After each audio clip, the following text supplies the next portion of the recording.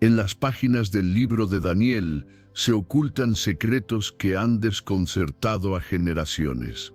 Profecías que, aunque escritas hace milenios, parecen resonar con una claridad inquietante en nuestros días.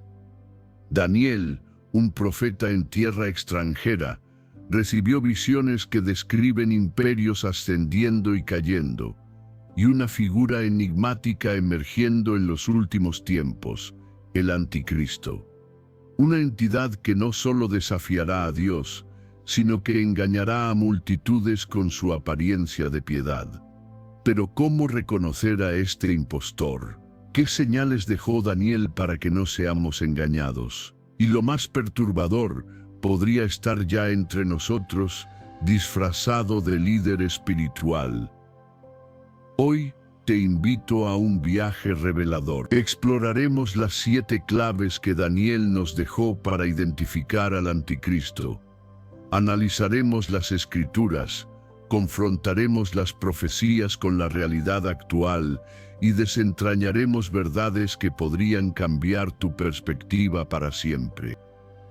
Antes de continuar, si sientes que este mensaje resuena contigo, te animo a suscribirte al canal y activar las notificaciones. Así, juntos, podremos seguir explorando las verdades ocultas en las Escrituras y prepararnos para los tiempos venideros. Comencemos este viaje de descubrimiento.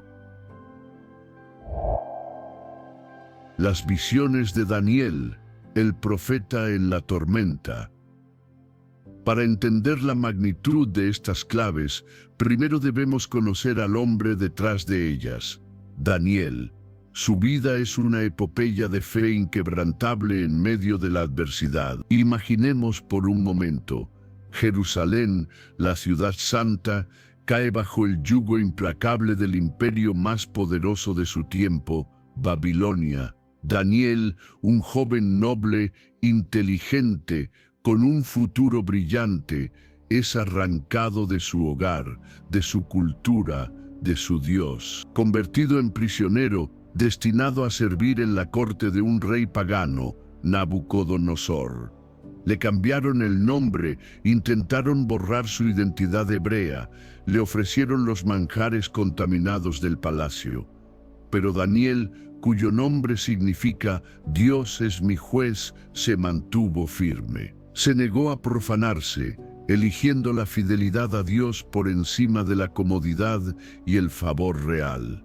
Y Dios honró su fe, lo dotó de sabiduría sobrenatural, superando a todos los sabios y magos de Babilonia. Pero más importante aún, Dios le concedió un don extraordinario, la capacidad de interpretar sueños y recibir visiones divinas. Fue este don el que lo catapultó ante el mismo Nabucodonosor. El rey, atormentado por un sueño que nadie podía descifrar, amenazó con ejecutar a todos sus sabios. Solo Daniel, fortalecido por la oración y la revelación divina, pudo no solo describir el sueño, una imponente estatua hecha de diferentes metales, sino también interpretar su significado, una sucesión de imperios mundiales que culminarían con un reino eterno establecido por Dios. Lean conmigo en Daniel, capítulo 2, versículos 31 al 45, donde se detalla esta asombrosa profecía. Desde ese día, Daniel se convirtió en un hombre de confianza, un faro de sabiduría en una tierra extraña. Sirvió bajo múltiples reyes, vio la caída de Babilonia y el ascenso del imperio medo-persa. Enfrentó la envidia, las conspiraciones e incluso fue arrojado al foso de los leones por su inquebrantable costumbre de orar a su Dios. Pero de cada prueba emergió ileso, protegido por la mano divina. Lean la increíble historia en Daniel, capítulo 6. Fue solo después de estas pruebas, después de que su carácter fuera forjado en el crisol de la aflicción y la fidelidad, que Dios le confió las visiones más profundas y perturbadoras sobre el fin de los tiempos. Visiones de bestias aterradoras que representaban imperios futuros, y entre ellas una figura particularmente siniestra, el cuerno pequeño, el anticristo. Daniel no buscó estas revelaciones, Dios se las entregó, y en ellas las 7 claves que hoy vamos a desvelar. Las 7 claves proféticas. Surgirá de Europa, las raíces del Cuarto Imperio. La primera llave que Daniel nos entrega para identificar al anticristo no es sobre su carisma o sus palabras, sino sobre su origen geográfico y político. Un origen que resuena con el eco de la historia y el peso de los imperios. Escuchen atentamente la visión de Daniel, capítulo 7, versículos 2 al 7. Miraba yo en mi visión de noche, y he aquí que los 4 vientos del cielo combatían en el gran mar, y 4 bestias grandes, diferentes la una de la otra, subían del mar. Daniel describe estas 4 bestias con detalles vívidos. La primera, un león con alas de águila, representa al imperio babilónico, conocido por su ferocidad y su rápida expansión. Las alas arrancadas simbolizan la humillación de Nabucodonosor. La segunda, un oso devorador, simboliza al imperio medo-persa, más pesado y brutal, con 3 costillas en su boca que podrían representar las principales conquistas de este imperio: Lidia, Babilonia y Egipto. La tercera, un leopardo ágil con 4 alas y 4 cabezas, es una imagen perfecta del imperio griego bajo Alejandro Magno, cuya conquista fue veloz como el leopardo y cuyas alas denotan una celeridad aún mayor. Las 4 cabezas representan la división de su imperio entre sus 4 generales tras su muerte: Casandro, Lisímaco, Seleuco y Ptolomeo. Pero es la 4ª bestia la que nos detiene, la que captura la atención profética con una intensidad particular. Daniel capítulo 7, versículo 7.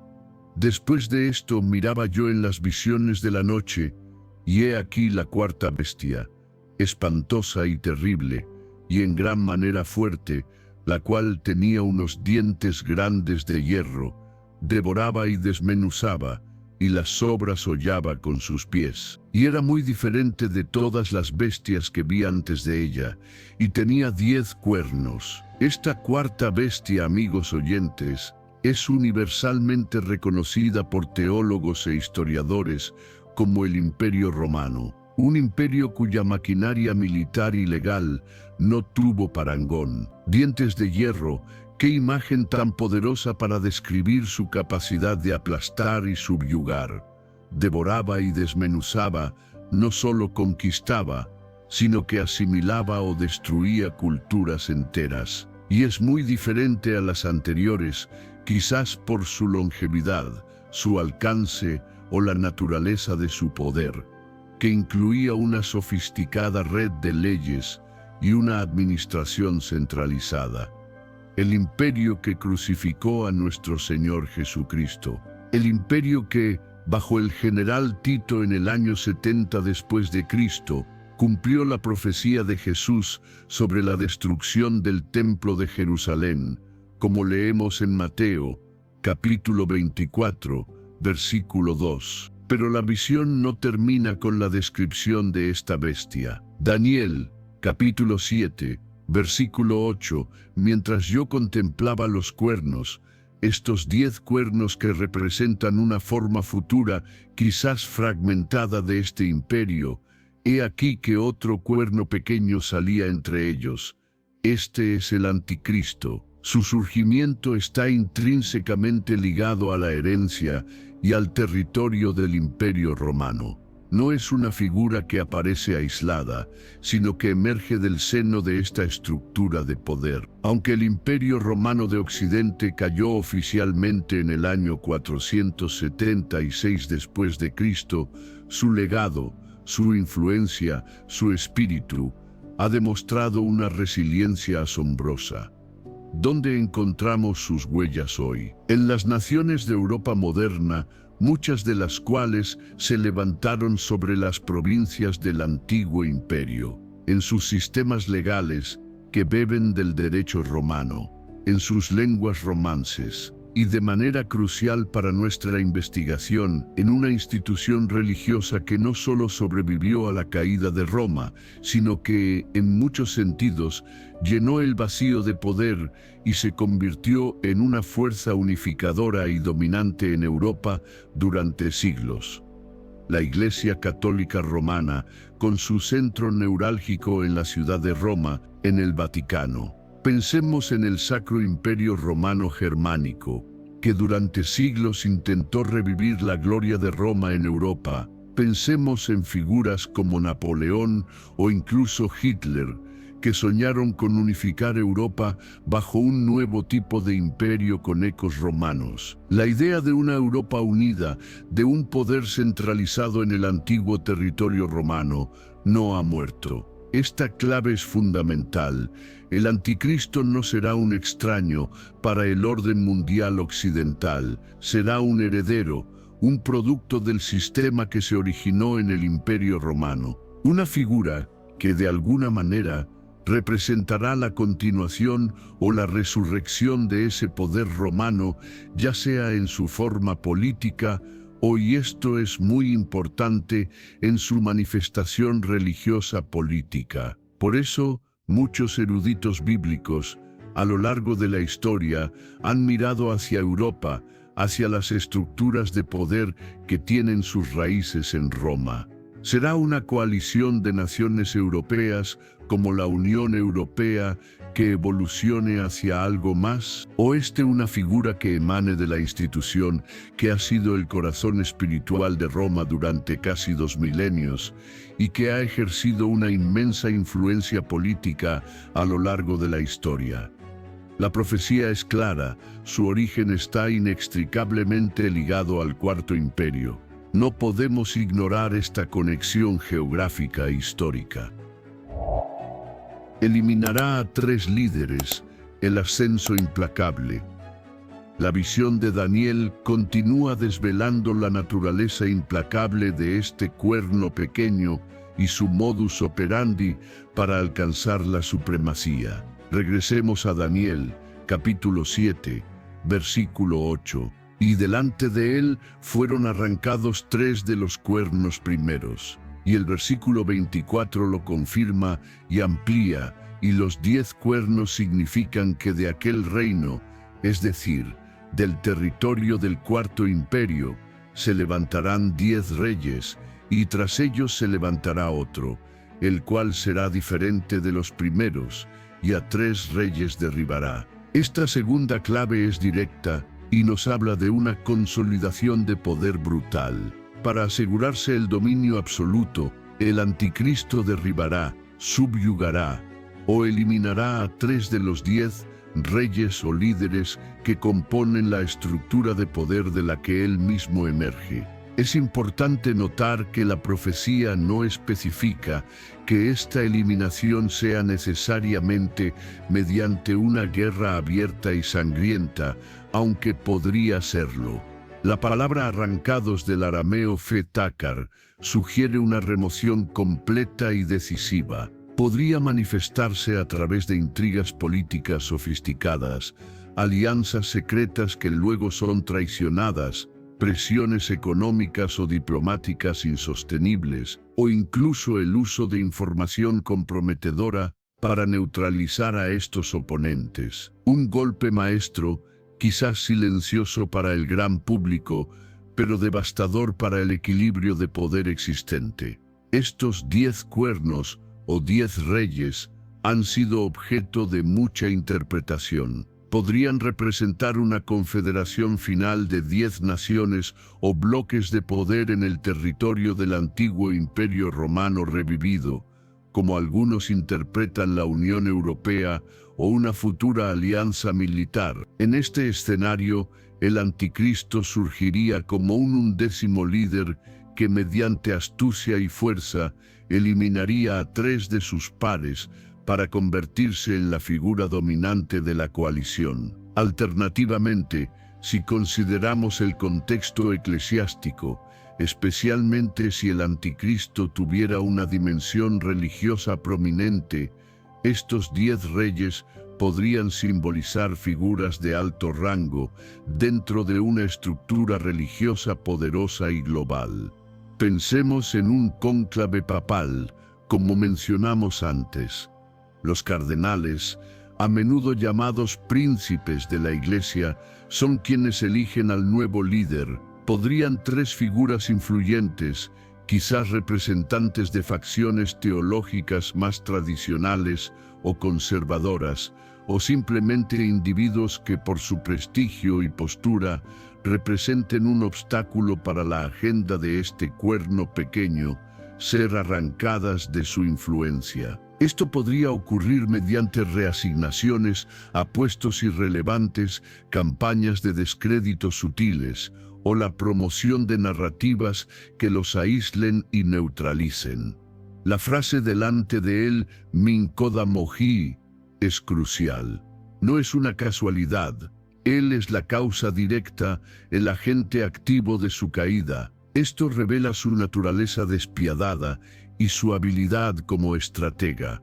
Es alguien que no duda en eliminar a quienes se interponen en su camino hacia el dominio total. Este acto de purga, que podría ser presentado al mundo como una necesaria reorganización, una reforma estructural o incluso un acto de justicia, será una señal inequívoca de su verdadera naturaleza y ambición. El mundo podría verlo como un líder fuerte, carismático y decidido, capaz de tomar decisiones difíciles por el bien común. Pero aquellos con ojos para ver, aquellos que conocen la profecía de Daniel, reconocerán la segunda clave cumpliéndose. Debemos, por tanto, estar atentos a movimientos de poder significativos, donde 3 figuras prominentes, ya sean líderes nacionales dentro de una alianza europea o figuras de autoridad dentro de una institución religiosa global con raíces romanas, caigan, sean marginadas o pierdan su influencia de manera abrupta, especialmente si esto facilita el ascenso o la consolidación de un nuevo líder carismático y dominante. La historia está repleta de ascensos al poder que implicaron la neutralización de rivales. La profecía nos dice que el anticristo no será la excepción. Ojos de hombre y boca arrogante, el engañador carismático. Daniel nos ofrece ahora un retrato más íntimo, casi psicológico, del anticristo. No se limita a describir sus acciones, sino que nos da pistas sobre su apariencia, su intelecto y sobre todo, la naturaleza de su discurso. En Daniel capítulo 7, versículo 8, leemos: «Y he aquí que en este cuerno había ojos como de hombre, y una boca que hablaba grandes cosas». Y el versículo 20 lo reitera y enfatiza: «Y del otro que había salido, delante del cual cayeron 3, y este mismo cuerno tenía ojos, y boca que hablaba grandes cosas, y parecía más grande que sus compañeros, ojos como de hombre». Esta descripción es profundamente significativa. No son los ojos fríos y calculadores de una máquina, ni los ojos salvajes de una bestia irracional. Son ojos humanos, lo que implica que poseerá inteligencia, astucia, perspicacia y una profunda comprensión de la naturaleza humana. Sabrá leer las emociones, los miedos, las esperanzas y las debilidades de las personas. Será un maestro de la psicología de masas, capaz de conectar a un nivel personal, haciendo que la gente se sienta comprendida y escuchada. Estos ojos de hombre también sugieren una capacidad de vigilancia, de estar al tanto de todo, de calcular cada movimiento con precisión. Será percibido como alguien cercano, accesible, carismático, quizás incluso mostrando una compasión simulada que desarme a los escépticos. Un líder que entiende los anhelos y temores de la gente, que sabe leer las multitudes y conectar con sus emociones más profundas. Un verdadero maestro del carisma y la seducción. Pero junto a esos ojos, aparentemente comprensivos, hay una boca que hablaba grandes cosas. En el hebreo original, la expresión grandes cosas rabreban no se refiere simplemente a discursos elocuentes o largos, aunque sin duda lo serán. Conlleva una connotación de palabras arrogantes, altaneras, jactanciosas e incluso blasfemas. Este líder será un orador consumado, un comunicador excepcional, capaz de mover y manipular a las multitudes con el poder de su retórica. Sus discursos estarán llenos de promesas grandiosas, paz mundial, unidad global, soluciones innovadoras a los problemas más acuciantes de la humanidad. Un nuevo orden de prosperidad y armonía. Sin embargo, sus palabras, aunque melifluas y convincentes para muchos, estarán impregnadas de un orgullo desmedido, de una autoexaltación que lo presentará, implícita o explícitamente, como el Salvador que el mundo ha estado esperando. Daniel añade un detalle crucial, y a menudo pasado por alto, parecía más grande que sus compañeros. Aunque surja de una coalición o de un sistema con otros líderes, su imagen pública, su carisma personal, su influencia percibida, lo elevará por encima de los demás. El mundo, cansado de líderes mediocres y divisiones, lo verá como el más sabio, el más justo, el más capaz, el más evolucionado espiritualmente. Y aquí la profecía da un giro aún más oscuro y directo. Daniel, capítulo 7, versículo 25, declara sin ambages y hablará palabras contra el Altísimo. Esto es blasfemia directa y deliberada. No solo será arrogante en su autopercepción, sino que su discurso desafiará activamente la autoridad, la soberanía y la identidad misma del Dios verdadero. ¿Cómo podría manifestarse esto? Podría hacerlo sutilmente al principio, quizás reinterpretando las Sagradas Escrituras para adaptarlas a una nueva conciencia humana, presentándose como un reformador iluminado de la fe. Podría hablar en nombre de un Dios genérico, un poder superior inclusivo, que abarque todas las creencias, diluyendo así la singularidad del Dios de la Biblia. Podría incluso llegar a afirmar que él mismo posee una conexión especial con lo divino, o que es un canal de una nueva revelación para la humanidad. Como advierte el apóstol Pablo de manera escalofriante en 2 de Tesalonicenses, capítulo 2, versículo 4, este hombre de pecado, el hijo de perdición, opone y se levanta contra todo lo que se llama Dios o es objeto de culto, tanto que se sienta en el templo de Dios como Dios, haciéndose pasar por Dios. Esta es la máxima expresión de la arrogancia, usurpar el lugar de Dios. Por lo tanto, la tercera clave nos presenta a un líder con una apariencia humana atractiva, dotado de un carisma arrollador y una inteligencia penetrante, un orador excepcional que cautivará al mundo con promesas de un futuro mejor y una sabiduría aparentemente profunda, pero cuyas palabras, bajo un escrutinio más detenido a la luz de la revelación bíblica,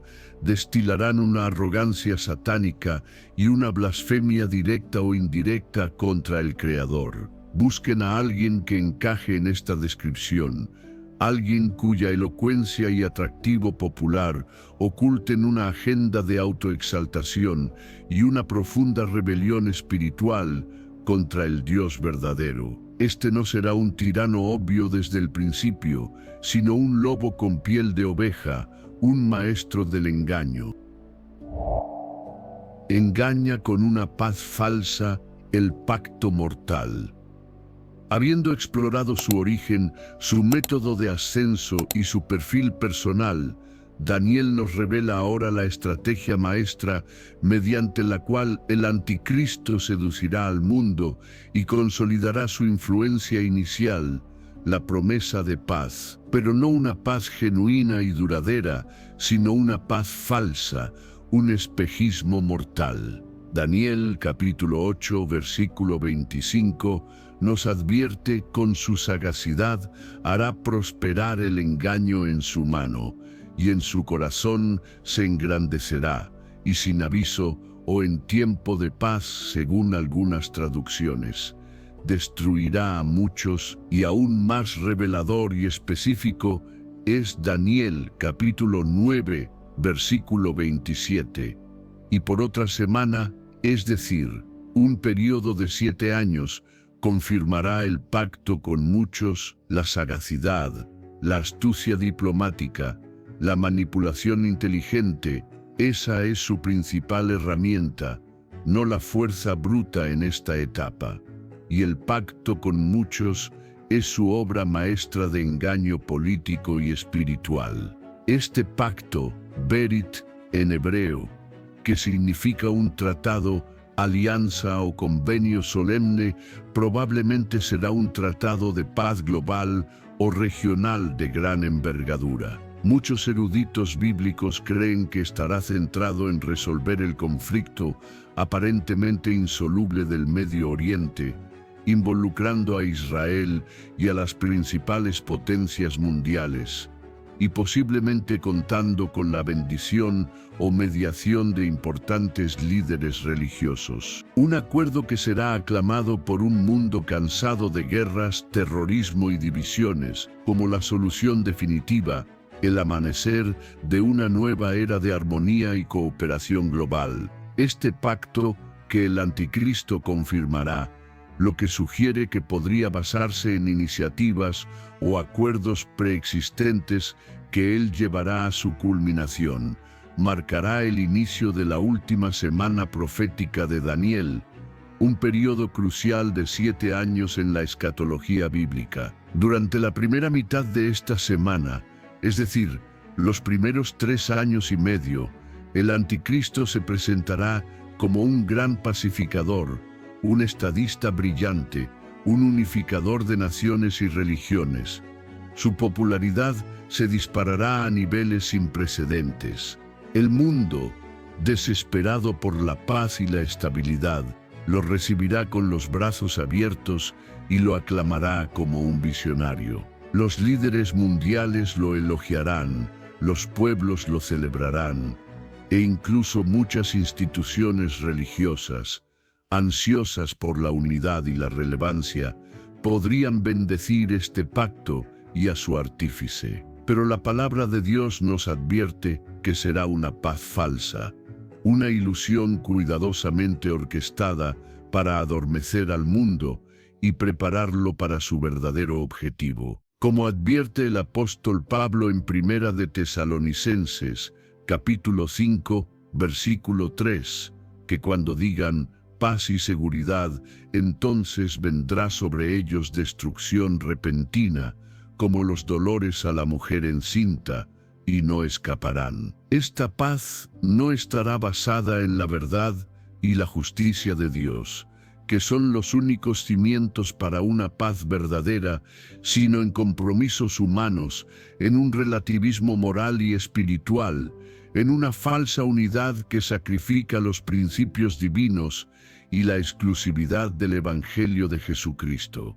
Es muy probable que esta paz implique un fuerte componente de sincretismo religioso, un líder que promueva activamente un diálogo interreligioso que busque minimizar las diferencias doctrinales, que proponga que todas las religiones son caminos válidos hacia Dios o que abogue por una ética global compartida que margine las verdades bíblicas, estaría sentando las bases para este pacto engañoso. Una iglesia global sin muros doctrinales, una espiritualidad vaga y universalista podría ser el vehículo espiritual para esta falsa paz. El anticristo no impondrá su voluntad por la fuerza al principio, sino que, con su habilidad diplomática y su carisma, confirmará un pacto con muchos. Y cuando el mundo esté embriagado con esta falsa seguridad, cuando las defensas estén bajas, la profecía de Daniel, capítulo 8, versículo 25, se cumplirá sin aviso, o en medio de esta aparente paz, destruirá a muchos. La máscara del pacificador caerá para revelar al tirano, pero por un tiempo será el aclamado arquitecto de una paz que engañará a la inmensa mayoría del planeta.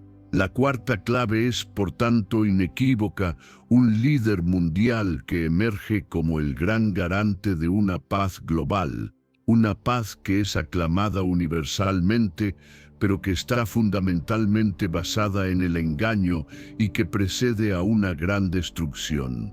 Estemos atentos a cualquier acuerdo de paz global que parezca demasiado bueno para ser verdad, especialmente si compromete los fundamentos de la fe. Perseguirá a los santos del Altísimo, la guerra contra la fe. Una vez que el anticristo haya consolidado su poder y haya adormecido al mundo con el opio de su falsa paz, su verdadera naturaleza, su odio intrínseco hacia Dios y hacia aquellos que le pertenecen, se revelará con una crueldad implacable. Daniel capítulo 7, versículo 21, nos da un testimonio escalofriante de lo que vio. Y veía yo que este cuerno hacía guerra contra los santos y los vencía. Y el versículo 25 de ese mismo capítulo añade un detalle doloroso: y a los santos del Altísimo quebrantará. ¿Quiénes son estos santos del Altísimo? En el contexto bíblico, santos kadishin en arameo no se refiere a personas sin pecado o a una élite espiritual canonizada, sino a aquellos que han sido apartados por Dios para sí mismo, aquellos que han puesto su fe en Jesucristo y permanecen fieles a su palabra, incluso en medio de la apostasía generalizada. Son aquellos que se negarán a adorar a la bestia o a recibir su marca, como se describe vívidamente en el libro de Apocalipsis, capítulo 13. Son la resistencia espiritual en un mundo que se habrá rendido al engaño. Contra ellos, el anticristo desatará una persecución sistemática y feroz. La palabra aramea para quebrantará, yevaye, es muy gráfica. Sugiere un desgaste progresivo, una presión constante y deliberada diseñada para agotar física, emocional y espiritualmente a los fieles. No será necesariamente una persecución física con martirios públicos al estilo de Nerón o Diocleciano desde el inicio, aunque eso también podría ocurrir a medida que su tiranía se intensifique. La persecución en la era moderna, con sus tecnologías de vigilancia y control social, puede ser mucho más sutil, insidiosa y, en cierto modo, más efectiva para marginar y silenciar. Imaginemos un escenario: los creyentes fieles, aquellos que sostienen la autoridad de la Biblia y la singularidad de Cristo, convertidos en parias sociales, en ciudadanos de segunda clase, no necesariamente por cometer crímenes, sino simplemente por sus creencias, por su negativa a conformarse al nuevo orden mundial y a su ideología. Sus mensajes podrían ser censurados en las plataformas digitales y en los medios de comunicación, etiquetados como discurso de odio, desinformación peligrosa o fundamentalismo retrógrada que amenaza la paz y la unidad. Se les podría prohibir expresar sus convicciones en la esfera pública, relegándolos a los márgenes de la sociedad. Podrían ser ridiculizados en la cultura popular, presentados como ignorantes, intolerantes o mentalmente inestables. Se les podría impedir el acceso a ciertas profesiones, especialmente en áreas influyentes como la educación, los medios de comunicación, la medicina o la política, bajo el pretexto de que sus creencias ponen en riesgo la diversidad o la inclusión del nuevo orden mundial. Leyes, en apariencia, buscan proteger a ciertos grupos o promover la tolerancia, como legislaciones contra el odio o por la no discriminación. Podrían ser instrumentalizadas y aplicadas selectivamente para silenciar la predicación del Evangelio que define el pecado según los estándares bíblicos, o que proclama a Jesucristo como el único camino de salvación. Quienes se opongan a la redefinición de la moralidad divina, del matrimonio, de la identidad de género o de la santidad de la vida, serán tildados de intolerantes, de enemigos del progreso, del amor y del bien común. Y lo más inquietante, una profecía paralela en Apocalipsis, capítulo 13, versículo 7, confirma la visión de Daniel, y se le permitió a la bestia, el anticristo, hacer guerra contra los santos y vencerlos. También se le dio autoridad sobre toda tribu y pueblo y lengua y nación. Habrá un tiempo, divinamente permitido dentro del plan soberano de Dios, en que parecerá que el mal triunfa, que los fieles son derrotados y silenciados. Esto no significa que Dios haya abandonado a su pueblo o que sea débil, sino que forma parte de un período de prueba intensa, de purificación y de testimonio para su iglesia antes de su intervención final. ¿Qué tipo de líder mundial podría obtener el consentimiento tácito o explícito del mundo para perseguir a los cristianos verdaderos, o al menos a aquellos que se mantienen firmes en la ortodoxia bíblica? Quizás uno que lo haga en nombre del amor universal, de la unidad de la humanidad, de la tolerancia entendida como la aceptación de toda creencia y práctica como igualmente válida. Un líder que no se presente como un enemigo abierto de la fe, sino como su reformador, su actualizador, alguien que busca liberar a la religión de sus elementos divisivos y dogmas anticuados. En este contexto, los tradicionalistas, los fundamentalistas, términos que se usarán peyorativamente, serán vistos como obstáculos para esta gran visión de unidad global. La quinta clave es ineludible y sombría: el anticristo, bajo una apariencia de piedad o de humanismo avanzado, será un perseguidor implacable de los verdaderos hijos e hijas de Dios. Intentará cambiar los tiempos y la ley, la rebelión cósmica.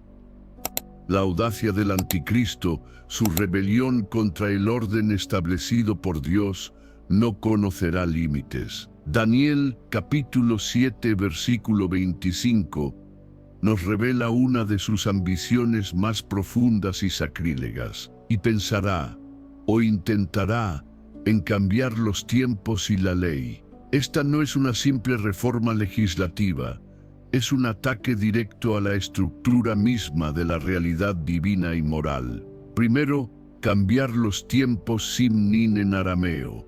En el contexto bíblico, los tiempos no se refieren únicamente a calendarios civiles o la medición cronológica de los días. Se refieren de manera mucho más profunda a los ciclos sagrados, a las festividades divinamente instituidas por Dios en el Antiguo Testamento, como la Pascua, que conmemora la liberación de la esclavitud, Pentecostés, la entrega de la ley y luego el derramamiento del Espíritu Santo, la fiesta de las trompetas, Rosh Hashanah, que anuncia el juicio y la venida del Mesías, el día de la expiación, Yom Kippur, el día más sagrado de arrepentimiento y perdón, y la fiesta de los tabernáculos Sukkot, que celebra la provisión de Dios y prefigura el reino mesiánico. Estos no eran simples feriados culturales, Eran citas divinas, ensayos proféticos que apuntaban a la obra redentora de Jesucristo y al plan de salvación de Dios. También incluye el Sabbat semanal, un recordatorio de la creación y una señal del pacto. Cambiar estos tiempos significa mucho más que ajustar un calendario. Significa intentar borrar la memoria histórica de las grandes obras de Dios, desconectar a la humanidad del ritmo sagrado que Él estableció, anular el significado profético de los días santos y, en última instancia, desviar la adoración del Dios verdadero hacia otros objetos o hacia sí mismo. ¿Cómo podría suceder esto en la práctica? Podríamos ver la promoción de un nuevo calendario global, inclusivo y universal, que busque unificar las festividades de todas las culturas y religiones, pero que en el proceso diluya o elimine por completo las celebraciones específicamente cristocéntricas. La Navidad podría ser despojada de Cristo y convertirse simplemente en una fiesta de invierno o una celebración genérica de buenas voluntades. La Pascua, la conmemoración de la muerte y resurrección de nuestro Señor, podría ser reducida a una celebración de la primavera, del renacimiento de la naturaleza o del nuevo ciclo vital, desprovista de su poder salvífico. Cristo mismo podría ser relegado a la categoría de un gran maestro moral, un profeta entre muchos, un ejemplo de conciencia despierta, pero negando su deidad única y su obra redentora como el Hijo de Dios. El objetivo final sería establecer un nuevo sistema de tiempo secularizado, donde el hombre, sus logros y su nueva espiritualidad sean el centro, en lugar de Dios y su plan de salvación. Segundo, el anticristo intentará cambiar la ley Dat en arameo. Aquí la palabra Dat no se refiere a meras leyes civiles o regulaciones gubernamentales. En este contexto profético, se refiere a la Torá, a la ley moral y divina de Dios, a su instrucción revelada sobre lo bueno y lo malo, lo justo y lo injusto, lo santo y lo profano. Intentar cambiar la ley es, por tanto, un acto de rebelión de proporciones cósmicas.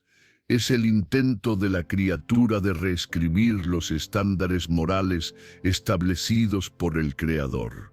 Esto significaría proclamar que lo que Dios ha definido claramente como pecado, por ejemplo, en los 10 mandamientos o en las enseñanzas de Jesús y los apóstoles, ya no es pecado, o incluso es una virtud. Significaría establecer una nueva ética mundial, supuestamente más humana, más compasiva, más progresista, pero que en realidad sería una inversión de los valores divinos. Lo que Dios llamó abominación, el hombre, bajo la influencia del anticristo, lo declararía aceptable, normal o incluso digno de celebración. Pensemos en la redefinición radical del matrimonio y la familia, de la identidad sexual, de la santidad de la vida, desde la concepción hasta la muerte natural, de la verdad objetiva frente al relativismo, de la justicia divina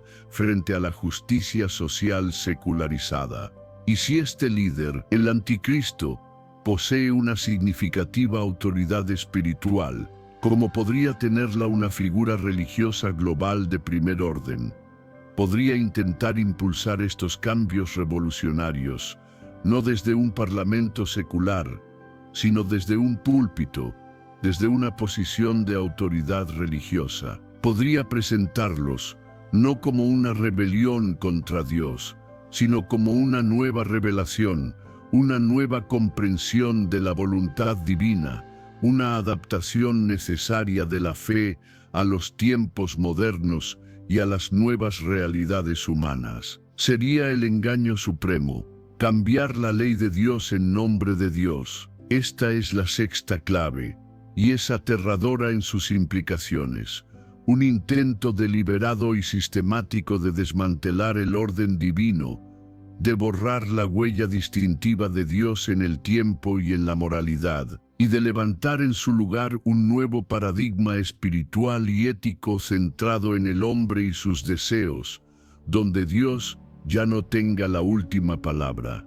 Millones, seducidos por la promesa de liberación de dogmas anticuados y restricciones opresivas, lo aplaudirán como una evolución necesaria. Pero el cielo reconocerá esta maniobra como lo que realmente es: una rebelión blasfema contra el Creador, un intento de destronarlo desde su propio altar.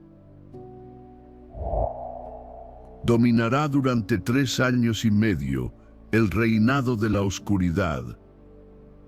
Finalmente, después de describir el origen, el ascenso, el carácter, las estrategias y las ambiciones sacrílegas del anticristo, el profeta Daniel, bajo la inspiración divina, nos da una medida precisa y divinamente establecida del tiempo durante el cual este cuerno pequeño ejercerá su poder absoluto y su tiranía sin oposición humana visible. Daniel, capítulo 7, versículo 25, concluye su descripción de las acciones del anticristo con esta cronología específica: y serán entregados en su mano los santos, los tiempos y la ley, hasta tiempo, y tiempos, y la mitad de un tiempo. Los eruditos bíblicos, tanto judíos como cristianos a lo largo de los siglos, han interpretado esta enigmática frase temporal de manera consistente. En el lenguaje profético, tiempo, idan en arameo, se entiende que equivale a un año. Tiempos, idanín, el plural dual, se interpreta como 2 años, y la mitad de un tiempo, pelak, idan, lógicamente se refiere a medio año. Sumados, estos periodos nos dan un total de 3 años y medio. Este es el periodo específico, el corazón oscuro de la historia humana futura, conocido en la teología cristiana como la Gran Tribulación, el clímax del reinado del anticristo sobre la tierra. La asombrosa precisión de la profecía bíblica se hace aún más evidente cuando comparamos esta medida temporal con las revelaciones dadas al apóstol Juan siglos después en el libro de Apocalipsis. En Apocalipsis capítulo 13, versículo 5, hablando de la bestia que surge del mar, una figura que representa claramente al anticristo, Juan escribe: y se le dio autoridad para actuar 42 meses. Si calculamos, 42 meses equivalen exactamente a 3 años y medio. La misma duración, y la concordancia no termina ahí. En Apocalipsis capítulo 11, versículo 2, se dice que la ciudad santa Jerusalén será hollada por los gentiles durante 42 meses. Y en el versículo 3 del mismo capítulo, se habla de los 2 testigos de Dios profetizando durante 1260 días. Si consideramos un año profético de 360 días, común en las profecías bíblicas, 1260 días también equivalen a 3 años y medio. 1260 días dividido entre 360 días da como resultado 3 años y medio. Además, en Apocalipsis capítulo 12, versículo 6, se describe a la mujer que representa a Israel o a la iglesia fiel huyendo al desierto, donde es sustentada por 1260 días. Y en el versículo 14 del mismo capítulo 12 se usa la misma fraseología de Daniel. La mujer es sustentada en el desierto por un tiempo, y tiempos, y la mitad de un tiempo, lejos de la presencia de la serpiente Satanás. Esta convergencia múltiple y precisa de diferentes expresiones temporales, tiempos y medio tiempo, 42 meses, 1260 días no puede ser una mera coincidencia. Es una confirmación divina de que este período de dominio del anticristo está perfectamente delimitado en el calendario de Dios. Durante estos 3 años y medio, el anticristo, habiendo ya confirmado el pacto con muchos al inicio de la semana 70 de Daniel, romperá dicho pacto a la mitad de la semana, es decir, después de los primeros 3 años y medio de aparente paz y cooperación. Como leemos en Daniel, capítulo 9, versículo 27, y a la mitad de la semana hará cesar el sacrificio y la ofrenda.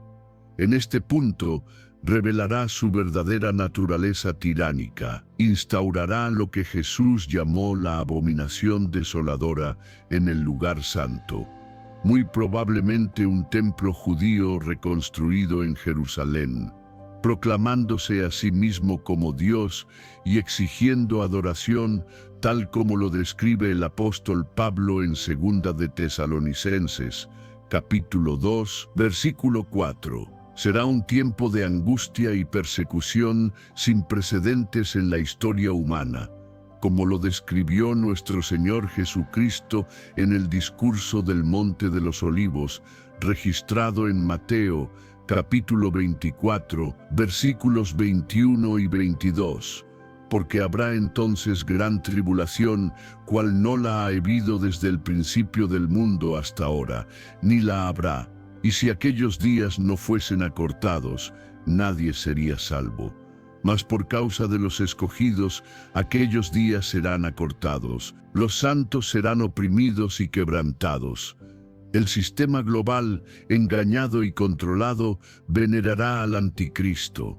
Parecerá invencible, y la oscuridad parecerá haber triunfado definitivamente. Pero su dominio, aunque absoluto en su alcance terrenal, tiene un límite divinamente establecido e inalterable: 3 años y medio. Dios, en su soberanía, tiene el control final del reloj profético. Esta séptima clave, aunque describe un periodo de intensa oscuridad, también nos infunde una esperanza cierta.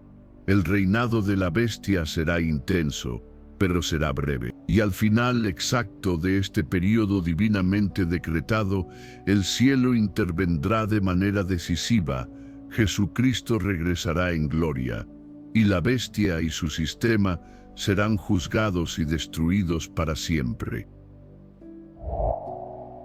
Señales del nuevo Papa León XIV, un eco en la profecía. Hemos desglosado las 7 claves de Daniel. Ahora, con la cautela y el discernimiento que estos temas requieren, nos preguntamos: ¿podrían estas antiguas profecías tener alguna resonancia con la figura del nuevo Papa, Robert Francis Prevost, ahora conocido como León XIV?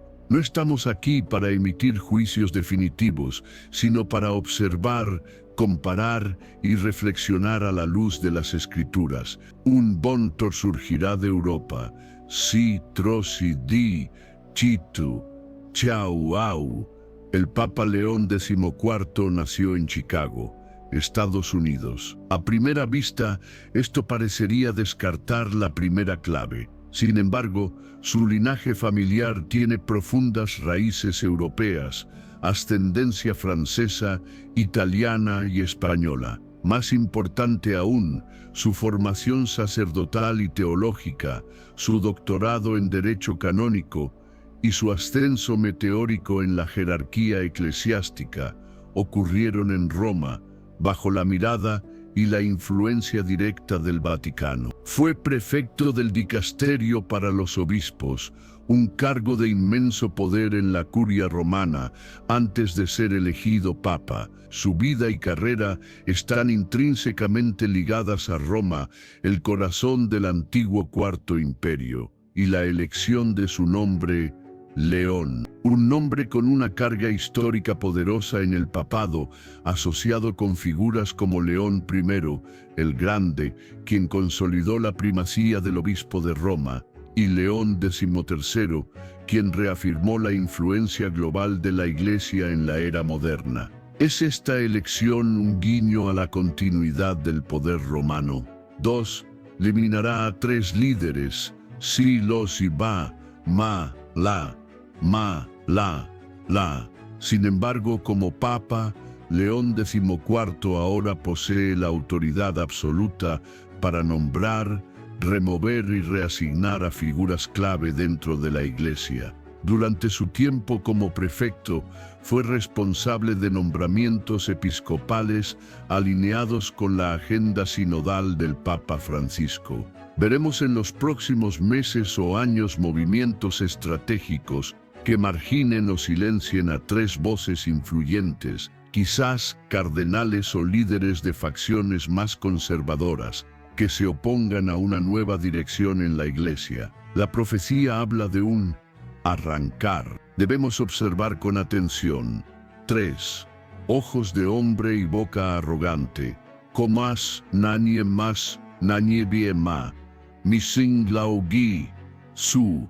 El Papa León XIV es conocido por ser un políglota consumado, hablando inglés, español, italiano, francés y portugués, además de entender latín y alemán.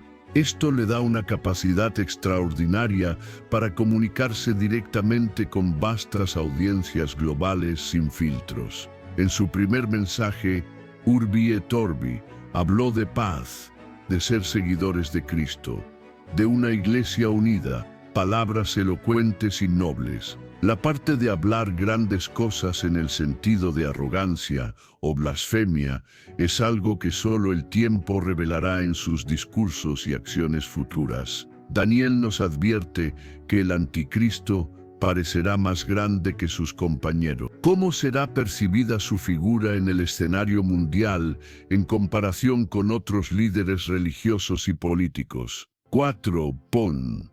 Engaña con una paz falsa luja, dayi bañenga, kawabingi, tuabingi.